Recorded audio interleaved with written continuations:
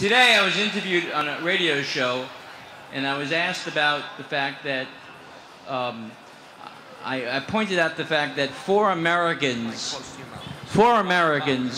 despite 3 years of negotiations with Iran, and despite the fact that the United States had $150 billion of assets and had all this leverage against Iran, the Iranians would not release these four Americans, including an American pastor, an American Marine, and an American journalist.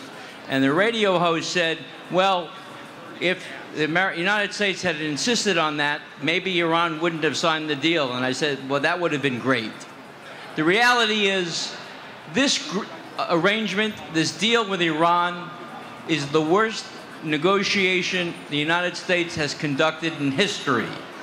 It is an arrangement that will eviscerate our national security and threaten the very existence of the State of Israel and allies even in Europe. And ultimately, when Iran acquires ballistic missiles, it'll threaten 2/3 of the United States. Will American public wake up, and will Chuck Schumer, the Democratic Party, and the rest of the American Congress wake up and realize this is a danger to our country and cannot be stopped unless they vote to override the presidential veto that is expected to be coming? There is only one answer to this treaty: no, no, no. And if you look at the agreement, the 160 pages, which many people haven't, there are two entities listed. No one has realized what these entities are. They're not related to the Iranian nuclear program. One of them is the Iranian Revolutionary Guards. The other one is the Al-Quds Force. Both entities have been named in U.S. federal indictments, the State Department, and in the Office of Foreign Assets Control, as being responsible for the killings of hundreds of Americans and dozens of Israelis over the last 25 years.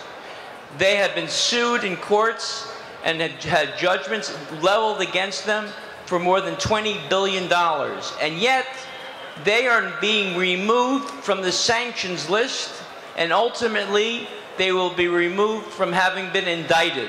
So this agreement will actually free known terrorists who have killed Americans, Israelis, Europeans, Westerners, and Muslims.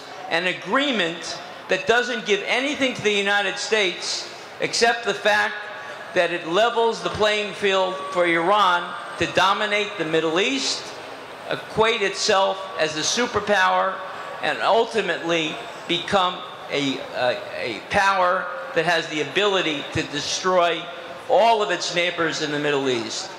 Its terrorist ability, through the billions of dollars to Hezbollah, through Islamic Jihad, through Hamas, is only going to be enriched over the next 6 months to a year to 6 months. Its ability to acquire weapons due to the lifting of the embargo. I think people have to realize the nature of how this arrangement has come about.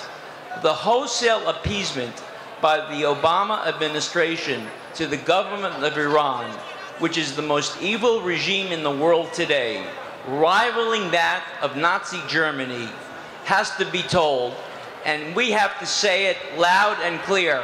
We will not forgive, and we will not forget. And to every congressman, to every senator, we will be on your tail for every single day till the vote comes, for the first vote and the second vote for the next 60 days, until you vote to override this deal and kill this arrangement. The president in 2009, when he was running for re-election, said 3 things. He said, 1, I will not allow Iran to get a nuclear bomb. He said, 2, all options are on the table, a diplomatic euphemism for military strike. And 3, no deal is better than a bad deal. Well, all 3 were lies. All 3 of them he went back on. And since that time, we have a bad deal. Iran gets the bomb, and there's no military capability anymore to deter Iran. So now we have a situation that unless Congress acts, I believe, ultimately, is going to be left up to a military strike to take out the Iranian capabilities to take out the world. If we don't take out Iran, they will take out us. And if the United States government, which is comprised of you, not Obama, not his Secretary of State, not his administration, not of Congress. It's the American people that decide. And it's up to you to force your representatives, your congressmen, your senators to say no, no, no. Because if you don't, your children will never forgive you for not protecting this country from a Holocaust and not protecting the state of Israel from a Holocaust that will occur assuredly, just as it did 70 years ago. So you have a responsibility to do something. Rarely in our lives do we have an opportunity to change history. Now is the time to do it, and it's your responsibility, all of ours. Go do it. Thank you.